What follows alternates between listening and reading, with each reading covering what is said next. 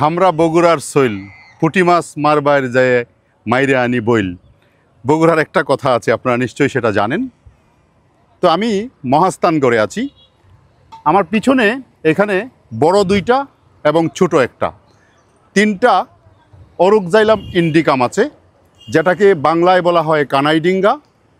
কেউ কেউ সোনা গাছ বলেন, কেউ কেউ ঠনা গাছ বলেন। চমৎকার, দেখেন কি পরিমাণ ফল ধরে আছে।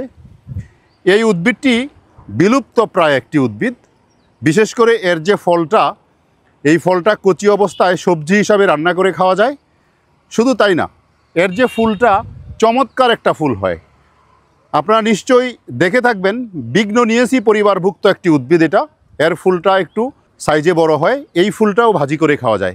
আমি আগের ভিডিওতে আপনাদেরকে অনেকবার বলেছি যে এই ফুলের যে সুগন্ধটা পাকা সাগর কলার মতো। বিশেষ করে আগে এই উদ্ভিদটি খুব বেশি পরিমাণে দেখা যেত। বর্তমানে এর আধিক্য কমে যাওয়ার একটাই মাত্র কারণ হচ্ছে এই ফুলটা সাধারণত সন্ধ্যার পরে ফুটে এবং সারা রাত্র অবধি ফুলটা থাকে।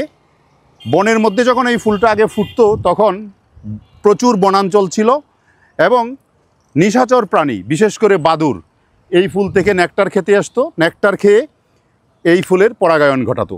বনাঞ্চল কমে যাওয়ার কারণে, বাদুড়ের আবাসস্থল কমে যাওয়ার কারণে, পরাগায়ন ঘটাতে না পারার কারণে এই উদ্ভিদের আধিক্যটাও ধীরে ধীরে কমে যাচ্ছে। সুতরাং আমাদের উচিত এই উদ্ভিদটার আধিক্যটা বাড়িয়ে নেওয়া।